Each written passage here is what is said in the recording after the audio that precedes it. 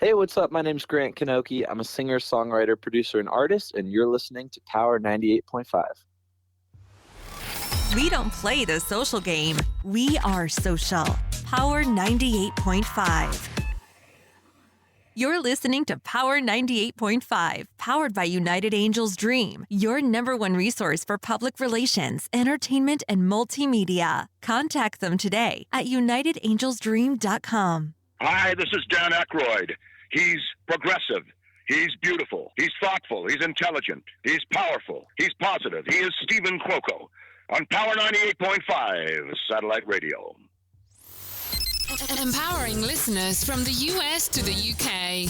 Live on air with Stephen Cuoco. Line for home, Mayhugh out in front. Gomez, Mendonca, and Vidovin trying to chase.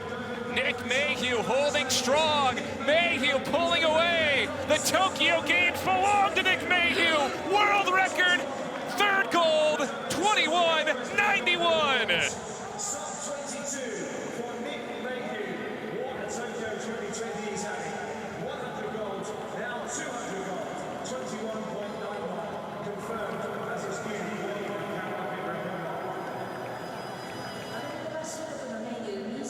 Sub 22 seconds. First time that's happened in T37 history. And you can kind of see the gravity of this entire week hitting him here as he finished that race with his third gold medal and the fifth time he broke a world record over the course of these Paralympic Games. That one looked like it affected him. It really did. Maybe it was the 22, maybe it was the gold medal. The breaking a world record in the heats was just moving forward. Winning the gold medal and breaking the world record, that's huge, and you can see how much it actually is affecting him.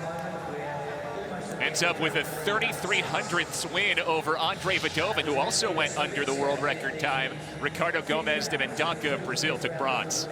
He starts out so well. He gets out well. That's the strength of his race. I wanted to see if he was going to be able to use the slingshot effect.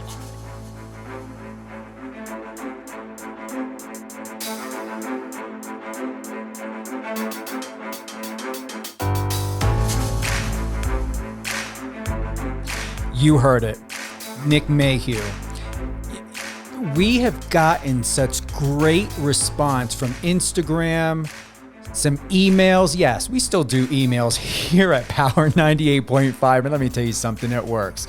Nick Mayhugh is the 100-meter world and American record holder and 200-meter American record holder, dual Team USA athlete, midfielder for the United States Para 7A side national team, sprinter for the U.S. para track and field national team, and public speaker. He is a soccer, I'm going to say a soccer pro. We're going to find out more about what he's doing with soccer.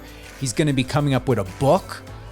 There's so many things that Nick is doing. He's an extraordinary young talent, young man. I'm going to tell you, fashion designer John Varvatos really needs to present Nick with a really great offer. I would love to see him on some really, good billboards in LA, New York, Japan, all around the world.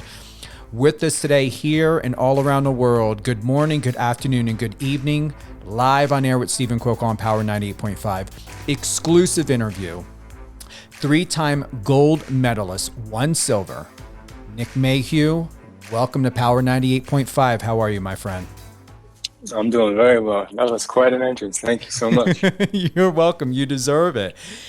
I appreciate it. Where do we begin? Where are you currently at right now in your life and in your career? What's going on? I'm currently in Charlotte, North Carolina, in my mom's house down here. We recently just moved her down here from Virginia, where I was born and raised. And, my brother's down here with his fiance. My mom's now down here, and I'm actually in the process of figuring out where my next residence is going to be, whether it's going to be here or elsewhere to continue my training, whatever best suits my career personally. But looking forward to the new year and getting back to training, getting back to work. What do you prefer, the hot weather or cold weather? Hot, absolutely. Did you ever think of maybe Vegas? I mean, anywhere that'll have me, honestly. If I can just wake up and look at a palm tree, that's where I want to be. But After I retire, I can do everything I want. So right now it's just about grinding and being where I need to be. I would love to be in Florida, but that I might have to hold off for a little bit. I think for what it's worth, do you prefer dry heat or moist heat? I don't really prefer one or the other. I just love the heat. Growing up in Virginia and experiencing, all 4 seasons in one day, I'm over it. I've lived there my entire life, and I've had my fair share of seasons in the cold weather and the dirty snow. So, I just want to live a couple of years at least with just some palm trees and warm weather all the time. I'm going to tell you, Vegas, to me, I think you would do very, very well. Not only for the simple fact that I lived there for 3.5 years. It really has a great lifestyle, great parties. When you are a local, it's very different than a tourist. You get a lot more perks as a local. When I think of palm trees, I think of, Palm Springs. That was another place that I lived, dry heat. I'm from the East Coast. I understand, where your thoughts are at when it comes to 4 seasons, but definitely, yeah. I mean, find that place, find that warm spot, and I'm right there with you because I'm not into winter much anymore. Yeah, not at all. I mean, my mom's a little upset. She wants me on the East Coast still, so that's why she's kind of vetoing the West Coast right now. But I can't say no to mom, so we'll see. I'm probably going to stay on the East Coast for at least a couple more years until after Paris, probably. Okay. Hey, well, keep us all posted and notified because the way it looks like on your Instagram, Nick, you're all over the world. You're traveling more than I think I ever could have in the last 10 years. It's been I've been doing nothing but training for the last 2.5, 3 years, so I just needed to, as soon as I got back, I had an injury that I picked up while I was in Tokyo. So I knew that I just had to get out, relax, travel a little bit and enjoy make up for a couple of years of just not being able to, especially with the pandemic and everything. It was good to get out and just relax a little bit. Have you found that during this time, have you healed a lot more? Have you recovered a lot more when it comes to conditioning, exercising, working out? What's your lifestyle like even when it comes to eating habits? I mean, absolutely. I've definitely, see, that's the thing is that before I started this transition in track and field, back in 2019, I was playing soccer professionally for the U.S. national team for 2.5, 3 years. And I thought that I would consider myself a pro, mentally and physically, and being able to recover and knowing what I needed. And I was at a good point for soccer. And then transitioning to track and field, it truly changed my entire life, mentally, physically, emotionally, and what it takes to be a true pro athlete in the sport of track and field and to be an Olympian or a Paralympian. I mean, I learned things about my body that I never knew. My coach, Justin Kavanaugh, in Reston, Virginia, he really introduced me to a whole new life that I never knew, and what it takes to be a true pro. And so now, I mean, I wake up and do exactly, I eat, drink, and, the same things while I'm training. In the off season, it looks a little different. I enjoy Oreos a lot more in the off season. But even in season, I still enjoy a sleeve or two every now and then. And but it's pretty strict. My brother's pretty strict on that. He's a health nut. My coaches as well. But they've hammered it down to a T with me. So I really know what works best for me day in and day out, what it takes to recover. And I have all credit to track and field and those closest to me for all of that. For those that are tuning in, we have 3-time gold medalist, 1 silver, Paralympic, and I'm going to honestly say champion, worldwide champion, Nick Mayhugh with us today. I said to you, and if you don't mind me saying, before we went live, I understand that you competed in the Paralympic, but I see you as, I don't look at you as having a disability. I believe you've surpassed that narrative. I believe that you have come to garner such recognition to inspire everyone. And you did mention your interest in getting, into public speaking. And I would love to see you do some really great book tours when your book comes out, and we'll get more into that. But I really see you as someone that has transcended beyond by saying, you know what, here's where I'm at, here's what I've done, here's what's been written about, what's been talked about. And yes, you do compete in the Paralympics.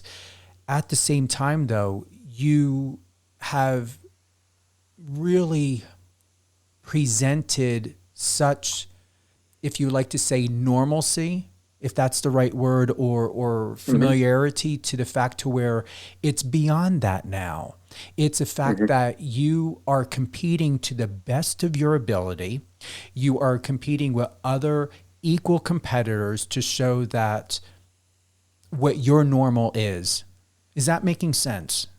Yeah, of course. That's a very good way to put it. And, it's frustrating to sort of try to say it the right way because there is no correct or right or proper way to say anything.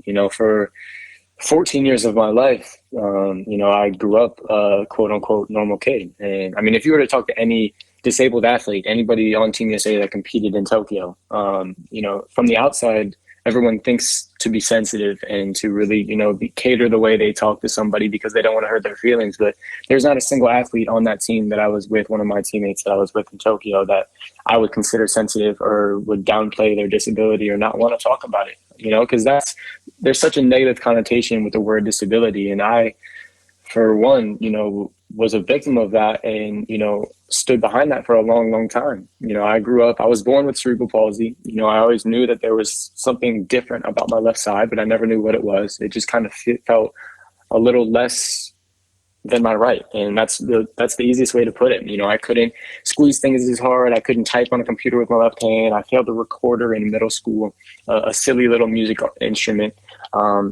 And I couldn't tie my shoes till a certain age. And I used to lock myself in my room and teach myself how to walk back and forth without a limp in my left leg so I wouldn't be seen as different than other kids. And, being as young as I was just ignorant to the entire world of disability, the unknowingness of what I was going through and what I had been born with. But that was my life, having a brother that was 5.5 years older than me, that played soccer at a very high level, and me wanting to just play with him and his friends and his teammates and be better than he was. I just pushed myself to be the best athlete I could be, with or without my left side. And, I grew up playing at the highest level of soccer at every age group that I could. And then, having a grand mal seizure at 14 and being told the very next day that I would never be able to play soccer again by one of my neurologists, completely flipped my world upside down. And then, I had to deal with, not being able to play soccer and being told I was disabled and all these things that was just, you tell an ignorant, stubborn 14-year-old in 2010, the era that I was born into, very entitled and stubborn and thinks he knows everything in the world, and comes to terms with reality that he knows nothing about anything. And now I'm being put into a world I knew absolutely nothing about that has such a negative connotation towards it. And I've tried to stray away from that negative connotation for such a long time. And there's no proper way to do it, but I think you did a very good job, because I've never seen myself as a disabled person too.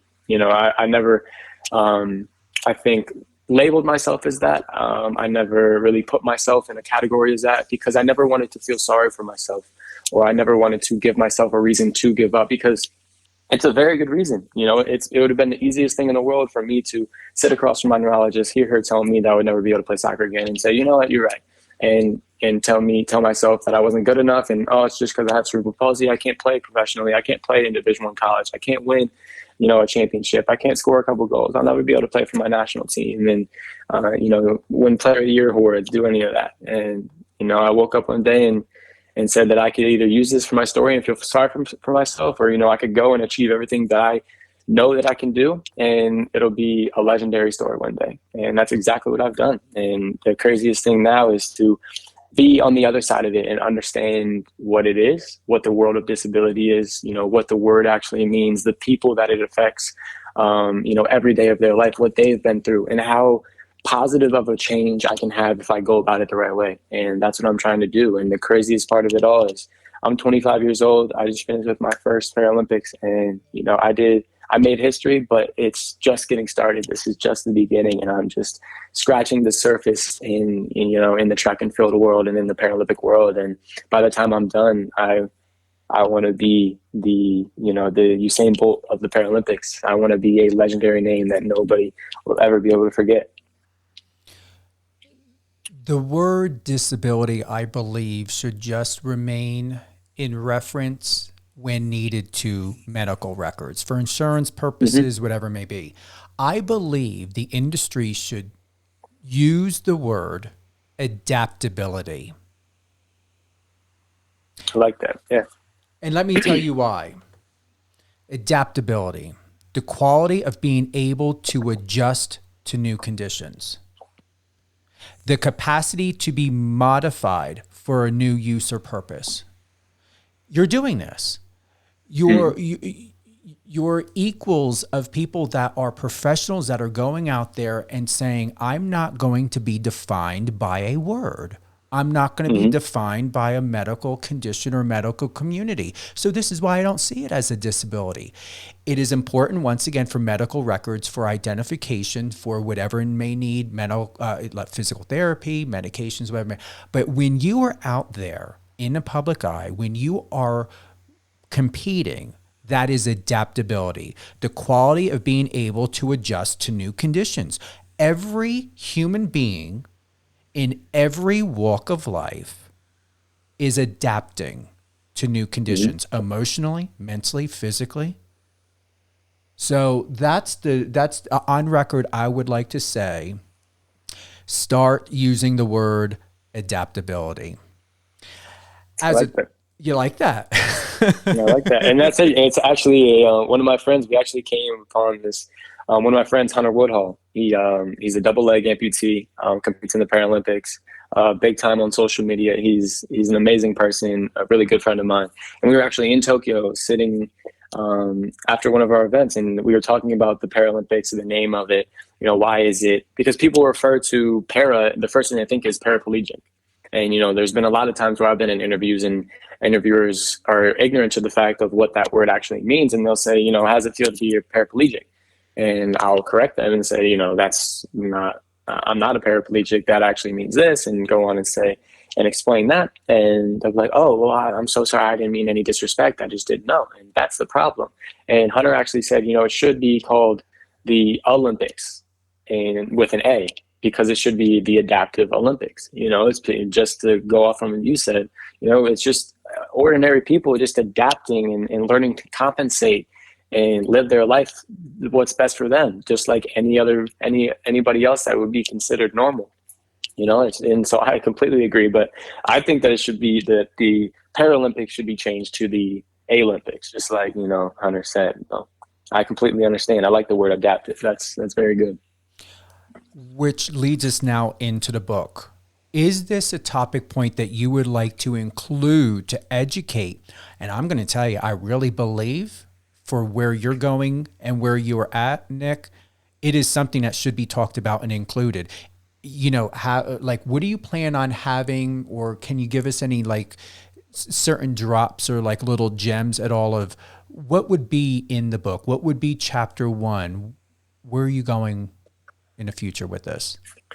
Yeah. You know, it's just going to be pretty much a summary of what I've done. You know, I'm going to dip pretty hard into, you know, the hardships that I had to face, because one of my biggest things is the mental side of everything. Mental health is a very big piece, and it's been brought to light, you know, by Simone Biles and, you know, by a lot of other athletes, Michael Phelps, you know, Shaun White, and a lot of other Olympic athletes to keep it in the Olympic space. But, you know, across the country and across the world, mental health is a very big thing. And that's something I'm going to dip hard into, because that's something I've struggled with, you know, for a long, long time. And so that's probably going to be, you know, chapter 1. And it's probably just going to be an introduction to myself, you know, the things I was born into, you know, my unique family, you know, the lifestyle I had growing up, the dynamic of, you know, my family, and just the support system that I've always had has been, you know, the biggest thing to me. And then, you know, dip into, you know, my athletic experience and things that I'm gonna do, because the biggest thing for me is when I publicly speak, especially to kids, you know, who are in high school or middle school, is definitely just the quote, "It's okay to not be okay."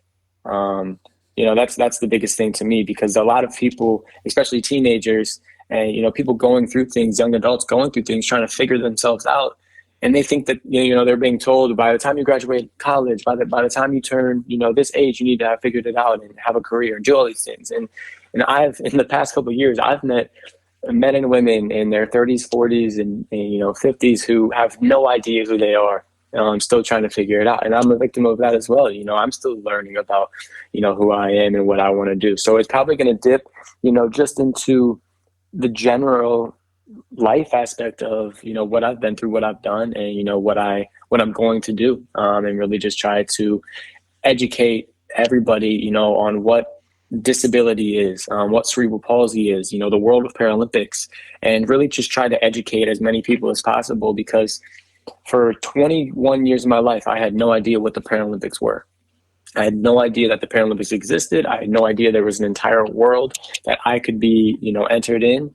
And that's the biggest thing for me. And the reason why I push myself to be, to try to use my platform to educate and to excel the world of para sport, because I don't want there to be another kid. If I can have anything to do with it, I don't want there to be another kid that grew up the way that I grew up. 21 years of their life not knowing that there's an entire world that they would be accepted in, that they could excel and succeed in, and that would celebrate them for who they are. Because the outside world, has such a negative connotation around the word disability. And in the world of Paralympics, no one uses the word disabled. It's a lighthearted joke to us. They have Paralympic athletes, disabled athletes have the best senses of humor, and no one would ever know it. And, just seeing people, steal each other's prosthetic legs and hide each other's wheelchairs and, just do certain things just to mess with each other, because that's just who we are. We're normal people, and that's the biggest thing, is just to educate as many people as possible. And that's probably what this book will be, a highlight of the things I've been, and a highlight of the dark times I've been through, but really just to educate everyone about who I am in the world of para sport, and then, what to look forward to, because there's a lot that's going to happen. I want to give a big shout out to your mom, Stephanie, your rock and your why. Absolutely. Yeah, she's actually in the other room. She probably can hear me right now just laughing at me. But yeah, man, she's everything to me. She's the reason why I do what I do. And, it's funny because we butt heads. We are, honestly, we're probably the same person, my family is very close. They're very loving, very supportive, and they've always believed in me. But she's definitely been the one, every step of the way to do, everything possible to help me get in the position that I am now. Her, my dad, and my brother have been my absolute rocks, but I'm definitely a mama's boy through and through. She's everything to me. And, that's the first thing I'm going to do when I finally, quote unquote, make it. It's my first thing to do is just take care of her. In your recent interview that you had with Marcos Papadatos over at Digital Journal, it was written, each day he is motivated by his family. And you say, I am a big mama's boy. Everything I do is for my mom, he said. I want to be in a position in my life where I can take care of my mother and my father and my brother. That's the reason why I do what I do, to repay them for everything that they have done for me. What I would like to ask Nick, how is what you are doing, what does that do in repayment for your strength and diligence and perseverance? What are you doing for yourself while you're also building this legacy, building this career, wanting to help your family? Where do you sit in all this? I personally take a back seat to all that. I'm not really thinking, I definitely take care of myself as much as I can. There's a lot of, internal battles, understanding of things, about who I am without sport, who I am as a person. It's something that I've been, thinking about and fighting. And, I've gotten a lot of professional help, along the way. And I'm not, shy to admit it. I think everybody should dive deep into, who they are, with their career and without, and, what makes them truly happy. And, what makes me happy right now is, just doing everything I can, knowing that on the other side of it, my family will be taken care of. Because for a long time, they set aside their own personal goals, their, fun for themselves and their careers and certain things that they want to do for themselves to, drive me 4, 5, 6 hours to, another state to play a game, to get recruited somewhere. And, you know, my brothers especially put his own career on hold to help coach me for the last 2 years and really be a part of this journey with me to push me to the level that we got. And you know, that's why I was so emotional in Tokyo at that final race, because the 200 specifically is something that him and I worked on a lot. And it's something that was probably, you know, it's my favorite race, but it was definitely the hardest one for me to finish because I knew my hamstring had already gone, you know, and that's something that we worked on. And, you know, I really just wanted to break that 22 barrier and do it for him. And to be able to do that felt so good. And I just couldn't help but cry and just wish that he were there, you know. But I'm not really, to be honest, I'm not really thinking about me. And I know, you know, some people are probably going to shake their head and tell me that I need to start, but no, I think I got a pretty good handle on things right now, and I think I'll be all right. But that's funny. That's true. That's something I didn't really think about. You know, where do I sit in all this? Yeah. But maybe I need to talk to my therapist about that. We'll see. Seriously, you know, self-care is excruciatingly important, it is excruciating. I was wondering, am I using the right word? But it is true. It is imperative. Because if you're not thinking about yourself, then the question is who's thinking about you? Mm-hmm. Exactly. I mean, that's the biggest thing. And it actually hit me, you know, for a long time. I battled with a long time, and I still do. It's not, you know, it's not really, I don't think you really defeat it. It's something that you know, people don't really understand unless you've been in that situation. You know, when I remember it all started when I was 14 and I had my grand mal seizure and I really lost everything. You know, I was on cloud 9 playing with the DC United Academy at the time, which was one of the top programs in the country, in Washington, DC, with the DC United professional team in the MLS. Their academy team was playing with them. And, you know, I had played a really, really good weekend, scored a couple of goals versus New York Red Bulls, had, you know, University of Maryland, UVA, UCLA, U.S. national team scouts everywhere. And I was, you know, 13, 14 at the time and was given an opportunity of a lifetime. And I performed really well, probably the best 2 games I've ever had. And that Monday, my coach pulled me aside and said, you know, you've won the starting spot. Congratulations, you've earned it. And I talked to the University of Maryland scouts after the games. And that's where my mom went to school. That's where I wanted to go and play college soccer. That was my dream school. And, you know, I was talking to them. They were interested. And, you know, I was on cloud 9. You know, I remember getting home and telling my mom, you know, don't worry about it. I got everything. We're good. I'm going to go to Maryland, play pro soccer. I got you. We're good. And then that was that Monday, you know, that I won that starting job. And then 3 days later on that Thursday is when I woke up and had my grand mal seizure and lost everything.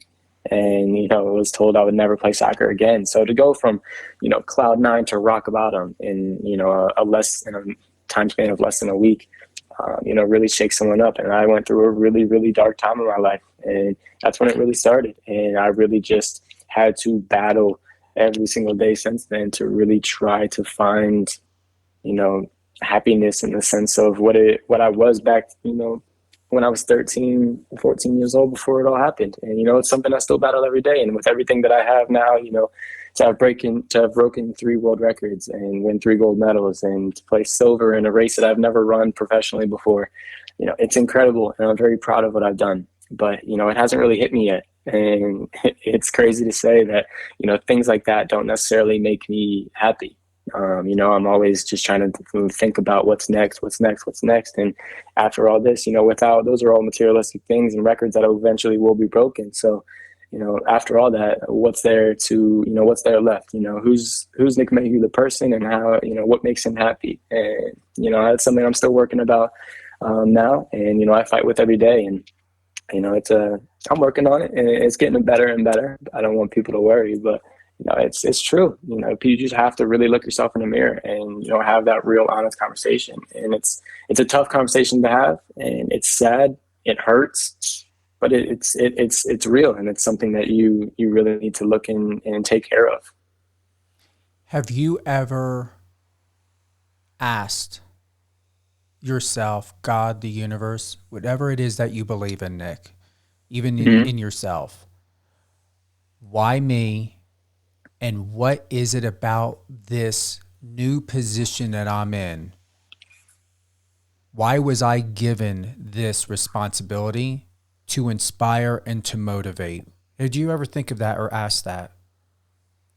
Absolutely. I mean, every single day I ask, I mean, it's the first, I think about it all the time, why. Yeah. It's honestly just, it's so frustrating because, I think about that all the time, think about where I would be, if I didn't have this disability, if I wasn't born this way, uh, what type of athlete could I be in able-bodied sports, and, I proved it, playing in college at a Division I college, winning a starting spot, something that a coach never told me I would do, scoring a goal in a game, I scored however many goals I did score, that's another thing. And, some of my own coaches that I look up to and really had behind my, backing me growing up, you really just turned and were like, you know what, you're not good enough. You're not going to be able to do this. And, and I'm sorry to say, but you're just, you don't have it. And, to be able to prove those people wrong and do those things that, that they said I would never be able to do is the reason why. And, that's exactly it. I was put on this earth to educate and to inspire people and to really try to figure out, what my place is in this world. And for a long time, I took it as a negative why and a negative question to God and to everybody, why was I born like this, and to doctors especially, and they don't even have the answers. It's just something that I have to figure out for myself. And, I think I've turned it into a very positive why. I ask myself, now that I'm in the position, it's now come from a why, a negative why as to why was I born like this, and now it's what can I do now? What can I do to positively affect anybody else? And I just want to continue to use my voice and my platform and my story to positively inspire and affect other people.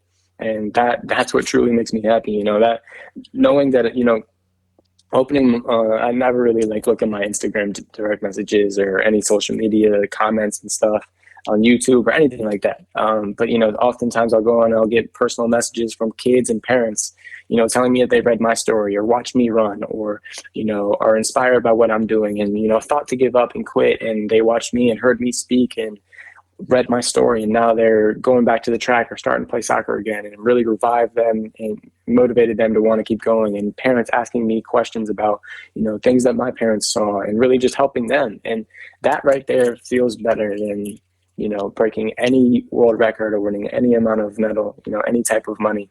That right there, knowing that I have a positive change in someone else's life that I do not know, is better than anything. And I think that's my why. So I think I've turned it from a negative to a positive, and that's what you have to do no matter what career or life path you're on. You just have to find the positives in everything and try to understand the reason why you were put here. Here's something that came to mind. Before this new transition in your life, Nick, how appreciative were you before compared to where you are now with yourself and your new position? Not at all. Before I think I understood everything. I was very, very hard-headed, very stubborn. I was a nightmare for my parents growing up, just was very defiant, thought I knew everything and didn't want to be told anything by teachers or coaches or my parents or my older brother, who I look at sort of, he's my best friend and everything like that. But he was also, a parent type figure in my life growing up. And I just didn't want to listen to anybody. And I was very stubborn and unappreciative to anything, and because after I had my diagnosis and told that I would never play soccer again, I was very angry and unappreciative of everything and thought that, life was against me, the world was against me, it's my fault, and not really, just didn't understand. And then, I came to terms with, my disability and my life now and how much of a change my story can have to other people. And now, having gone through the experience of playing, professional soccer and, publicly speaking to kids and universities and teenagers and positively changing their experiences as well. There's people that still hit me up and say, hey, I went back and listened to that speech that you gave and, ran my race and hit a new time. And thank you for your advice. It did this and this for my career. Things like that. And I've become very appreciative of now reflecting on everything. And if I hadn't gone through everything that I did, if I wasn't born with cerebral palsy, I don't think I would have worked as hard as I did to get where I am today. If I wasn't born with cerebral palsy, I would have never been introduced to some of the people that I've met today that have changed my life. I think I would have gone down a very different path in life. And so now, as I sit in this chair today talking to you, I'm very appreciative of, the position I'm in, my family, my support system, and those I truly love and that love me. And, I wouldn't trade it for the world. Remembering who you were before, as you just shared, do you believe, Nick, that if you had continued on a path that you were on before the new position that you have when it comes to adaptability, do you believe your life could have been shortened and less of value when it comes to understanding than where you are at now? Meaning, do you believe, you don't even have to go into detail, remembering who you were and what you just said about your life before, could you have gone down a path that could have led you in a direction to emotionally, mentally, and or physically check out of this world sooner than you may have wanted to go?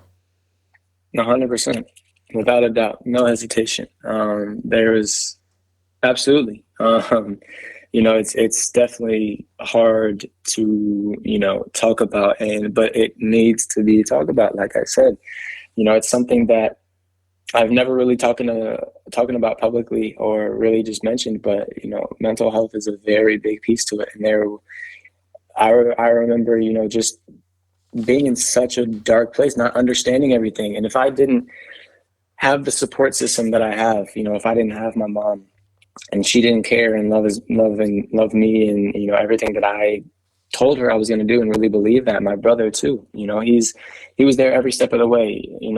I would get home from practice and get frustrated because I couldn't do something with my left foot. And he'd be like, all right, come on, let's go. And we'd go out into the street and we'd set up 5 or 6 cones and we would just do dribbling drills until the street lights came on and we went inside. And I would walk inside crying because I'd be doing it for 3-4 hours and just be frustrated because I couldn't do it as well as my right.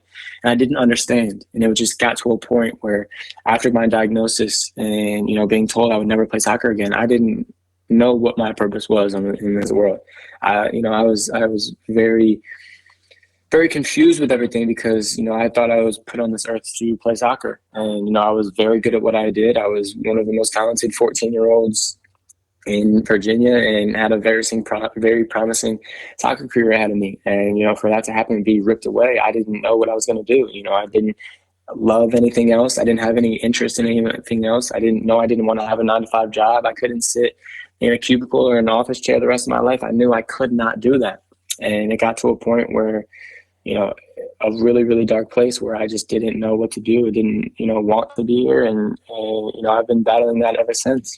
And especially with the pandemic and everything last year, it was just very, very tough to, stay on that right path, stay positive, and really understand that there's light at the end of the tunnel, and just to stick with it and have those deep conversations. Because the way that I worked for a long, long time, I just bottled everything up. I never really spoke to anybody because I was afraid of what they would say or do or judge the way I was feeling or tell me I was wrong. Because I grew up my whole life being heard no and being told that there was nothing wrong with me. And, there's nothing wrong. It's just your weak side. It's just, your left side, your right hand and right foot dominant. There's nothing wrong. There's nothing wrong. And just being told no. So I shut up. I didn't tell anybody else. I just failed silently and just got more and more angry. And it got to a point where, if I did one more thing, then that was it. And it's tough, but absolutely. If I went down a different path, I definitely don't think that I would be here today. And, if I didn't have the support system and be as open as I am to talk about it, to learn and to appreciate what life is and what I have in front of me and the things that I'm going to do still, for sure, I definitely would not be here today. Are you still angry? No, not at all. I've definitely come to terms with everything that, I was born with and dealt with and the things that I've been through. And, completely have forgiven my past and accepted my past. So I wouldn't say that there's any anger, but like anything else in life, you just kind of question and, are just, there's often times where I'm like, oh, well, I would be able to do this if I wasn't born with CP, or, especially when I'm getting like what's it called? Dress shirts. Buttons on dress shirts are the hardest thing for me to do. And like, that should be an Olympic sport within itself. But for me personally, like things like that I laugh off, I'm very comical about it now. I make, some dark humor jokes pertaining to myself that, with my certain disability, that, my mom or other people in my life don't necessarily think are funny, but I do, I laugh it off so it doesn't make me upset. But I wouldn't say I'm angry. It's just, something I'm dealing with, and we'll have to for the rest of my life. Before I get into airing live this clip, we have Nick Mayhugh, 3-time gold medalist, silver champion, 1 silver, with us today, live on air with Stephen Cook on Power 98.5, covering so many things when it comes to Olympics, his perseverance, his strength, his endurance, and most importantly, his adaptability through mental health, physical health, emotional health. Do you believe, and here's something to sum all this up, to ask you, do you believe that the positioning of CP has given you the real opportunity to live a real life, a fruitful life, that you can have the power and empowerment to understand, to envelop, and to embody appreciation of who Nick Mayhugh is, what Nick Mayhugh is about, and where Nick Mayhugh would like to go in his life? Yes and no. I would say that CP necessarily I don't think that specific disability or diagnosis gave me any of that to a certain extent. I think that, just coming to the realization and understanding and having the appreciation for who I am with and without that, because I'm not defined by that. I've never have been, and I never will be. I will never define myself as, Nick Mayhugh, cerebral palsy, and I never will.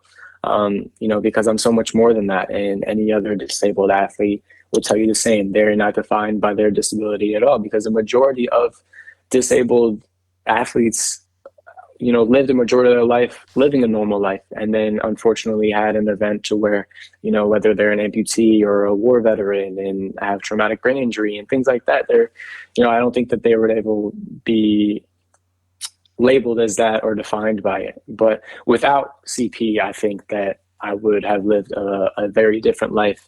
And who's to know what path I would have taken, and how inspirational or motivating or to be in the position I am now. I don't think without CP, I don't think I would be in such a motivational or inspiring or role model type position that has been given to me today without it.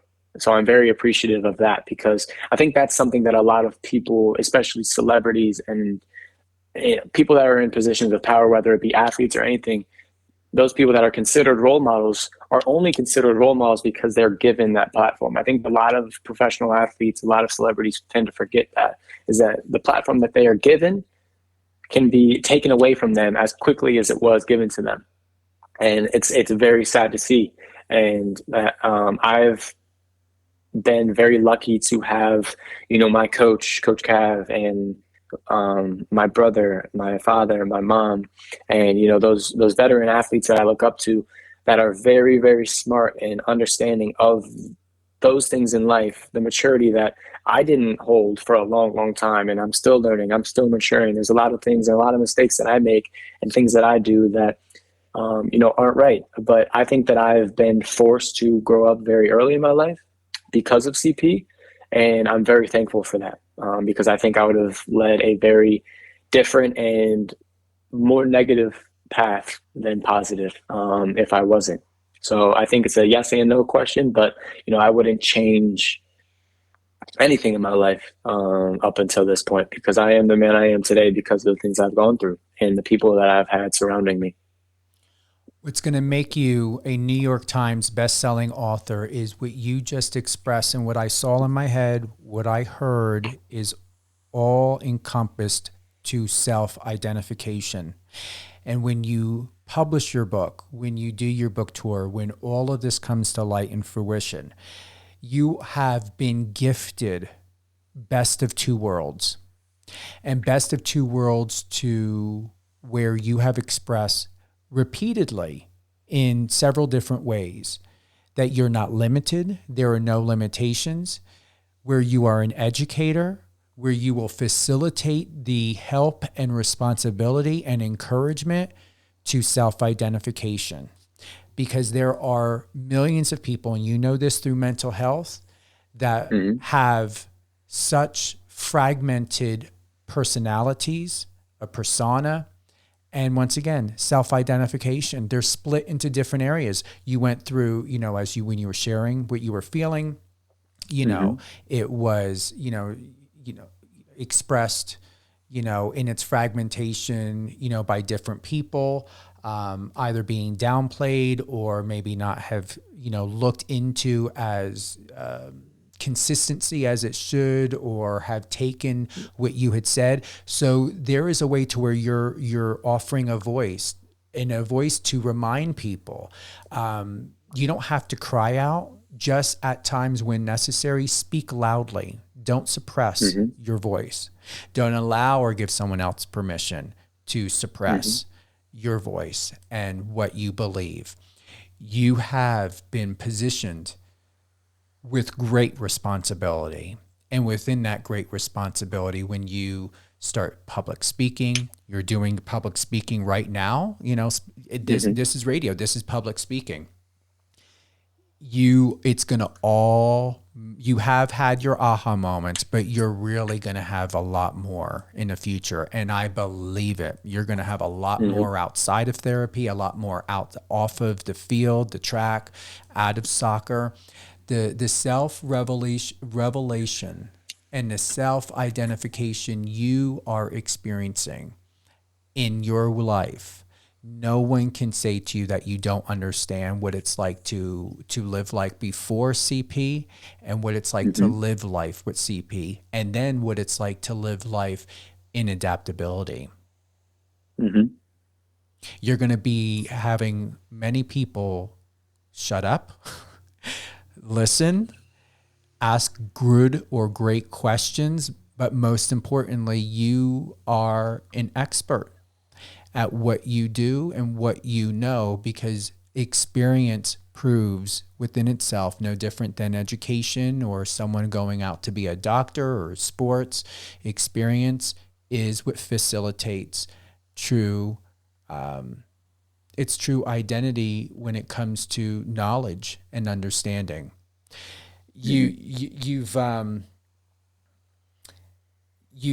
been gifted with a lot in a way where some people may or may not understand, but we all do and can relate to you. I can relate to you, and where you're teaching me and reminding me, it's about choices. It's about how I move forward in my life, and where do I stand within myself and my own power and empowerment, and where do I allow others to have that control? And should they have that control? Where do they have permission to have that control? You're doing great things, and you're going to continue to do great things. And I just hope you know that it really is all about self-identity, and you're going to save a lot of people from emotional, mental. You're going to bring ease and caution and pause and even comfort to your own personal self-identification through your testimony. I appreciate that. Thank you. You are welcome. Now, let's go and play this clip. I'm looking forward. I did not watch it thoroughly. I like to be there, for the first time, get your response, get your thoughts in this. But let's hear what you have to say. Is a great personality for our sport. Nick Mayhugh, another world record. What a games for him. And after it all, he's with Lewis Johnson. Well, Nick, tell me about the emotion in your eyes, on your face. This means everything. This one's special. Me and my brother worked so hard to get here.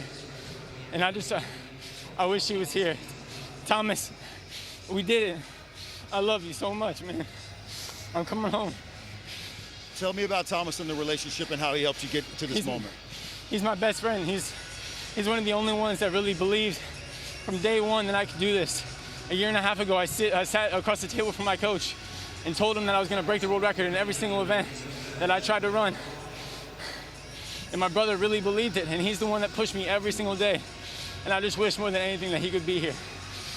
Well, I'm sure he's proud of you, and I'm sure he'd like to know just some of the insights of this race. When you stood behind the blocks there, you had a chance to make history, and you did it again. But from the first turn, the only turn there through the straightaway, mechanically, what was happening there that was just so right? I mean, to be honest, my legs are done.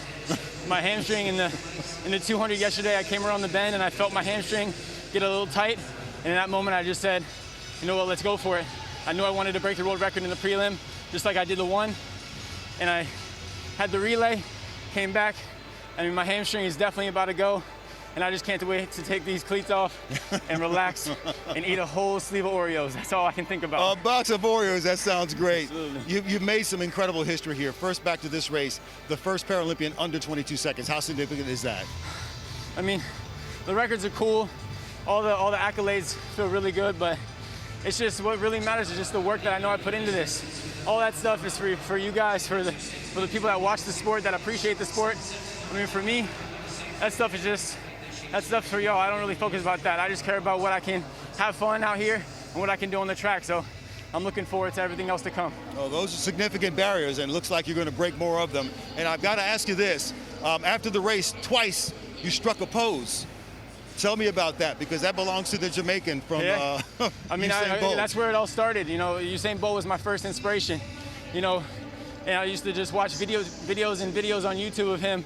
You know, and I know he's recognized the Paralympics on Twitter, on social media, and I know he's a fan. He's worked with us directly, so it just feels good, you know, to be able to come out here and break those records and do everything that he set the standard for. You know, I really look up to him, so I had to pay homage to him, to the legendary GOAT. Thank you for pushing me. You'll leave here with an incredible haul of medals, records, and memories. What will you be telling people when you get back home about this experience here in Tokyo? As soon as I get home, what's next? That's all it is. Back to work. I'm gonna enjoy a nice little time off. I'm gonna go to the beach and see my family, hug my mom and my dad, and we're gonna sit down with my team and decide what's next, because I'm excited. Nick, incredible. Congratulations. Thank you very much. I appreciate it. Big shout out to Thomas. Yes, sir. How did it feel to hear that? It was. That's the first time I heard it back. I hate listening to myself talk. Being in public speaking, that's going to have to be something I get over. But I was emotional, man. It's cool to hear it back, hear the treatment. You can hear it in my voice. You know, I couldn't help but not get super emotional and cry a little bit. And to really just take back and relive that feeling, that emotion, and what that really, really felt like. And it was incredible. You know, it was. God, man, that was fun, and it's just exciting knowing, you know, from that point, figuring out what's next. Now knowing what's next, and knowing that, you know, the next times we've set for me to hit, and you know, the day one, I remember sitting across from my coach and listing out the times that I wanted to run, which were the world records, and saying I'm going to break this one, break this one, break this one, and I broke, you know, all three. Kudos to Vidovin for setting the new 400 record, but I broke the old one. I did what I said I was going to do, and you know, and it's funny now that because he's right back on my wall. You know, I have his time up on my wall now, and another thing to aim for. And I'm just super excited. But that was it's emotional, man, to look back and you know, reflect on everything, for sure.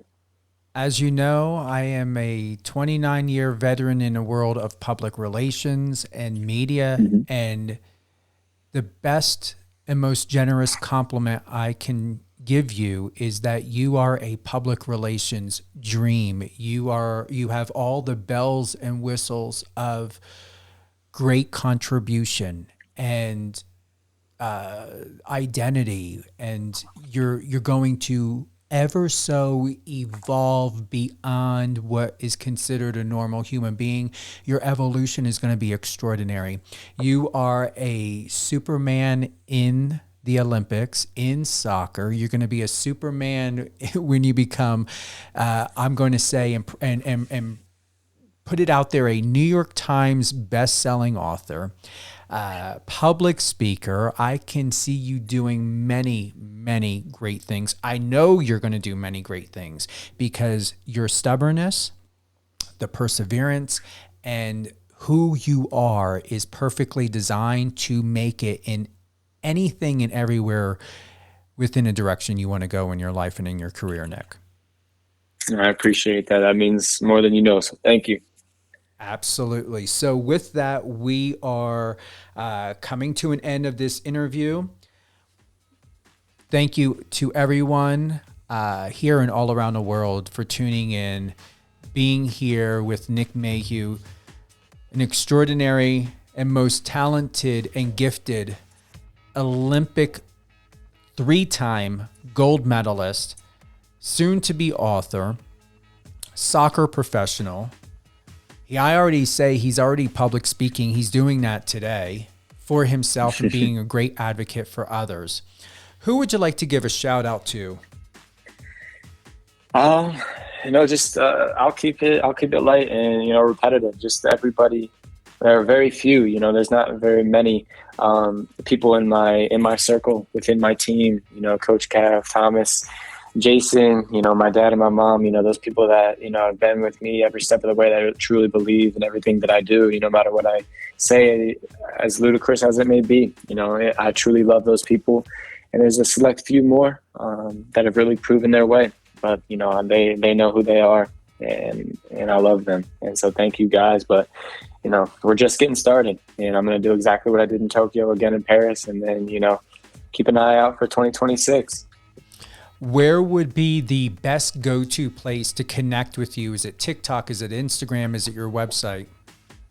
It is everything. My website is something I worked hard on, nickmayhugh.com. I just released some merchandise. It has my brain scan and some of my accolades on the back, which I think is pretty cool to define me. You can find that at nickmayhugh.com/shop. But all my social media, my Instagram, TikTok, Snapchat, and Twitter, all are at Nick Mayhugh, NickMayhugh. I try to be as active and as personal and fun and, inspirational and everything that you can think of positively on social media, and that's really, truly the person that I am. I don't put on a face or a front. It's just who I am. So if you ever need anything, reach out and I'll do everything I can to help you. But thank you, Steve, for having me. I really appreciate you and your time. Absolutely. Now, hold the line. Definitely, you're going to be part of the closeout, but definitely want to close out with you personally before we move forward on our day. And on the nickmayhugh.com, nickmayhugh.com, go to the shop.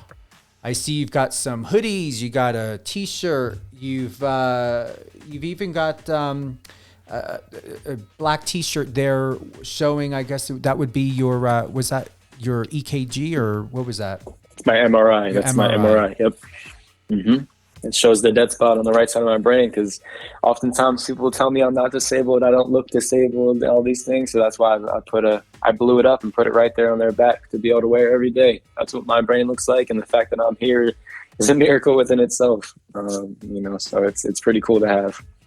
Are you optimistic? And if you could teach me and the audience something, is this area, as I'm looking at the photo, could that change and get any better, or could that change and get worse, or is that going to basically stay the way it is and the way that you take care of yourself and in what you do? It just doesn't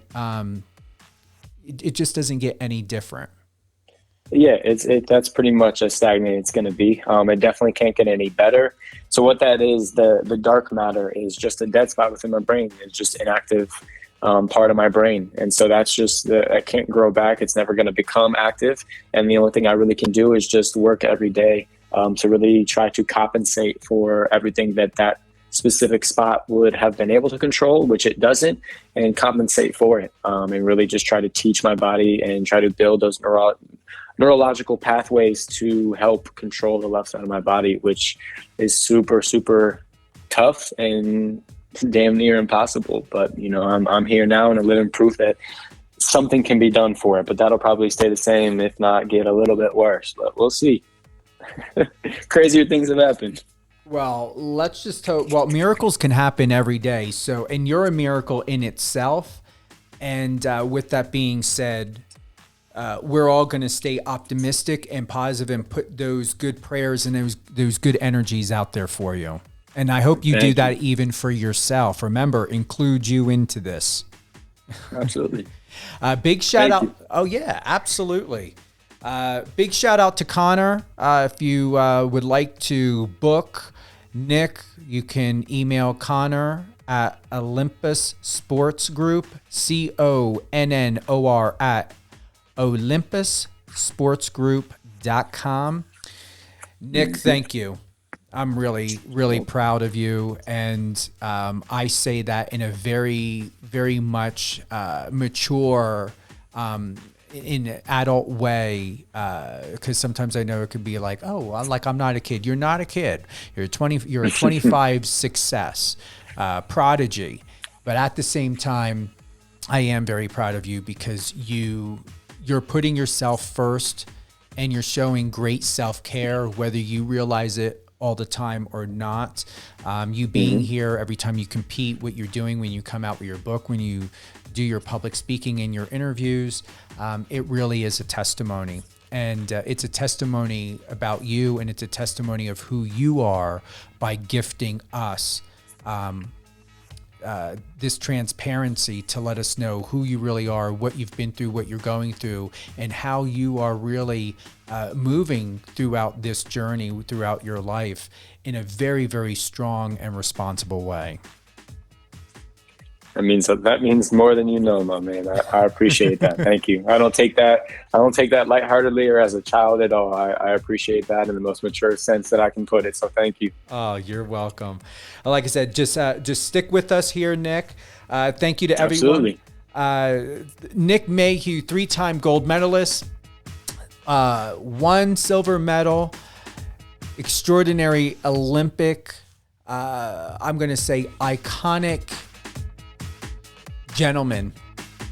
Really reminds me, he's like a Batman, a Superman, and 007 all wrapped up in one. Head over to his Instagram, go to his website, support him, nickmayhugh.com, nickmayhugh.com. Get over to the shop section, get some good clothes. Got a really great selection there. You can reach out to his manager, Connor at Olympus Sports Group, and definitely go and check out Nick's Instagram.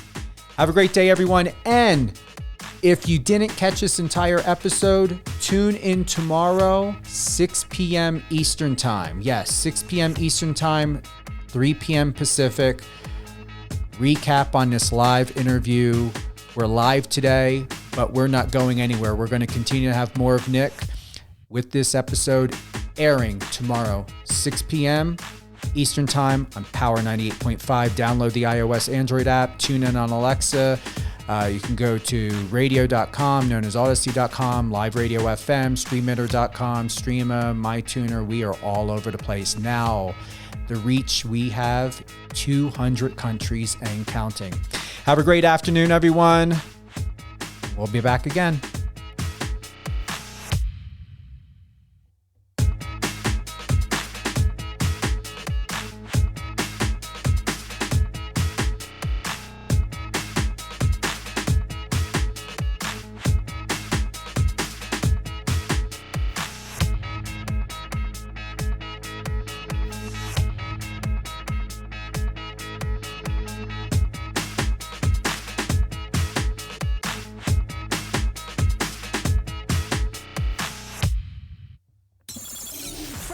Socials and let's connect.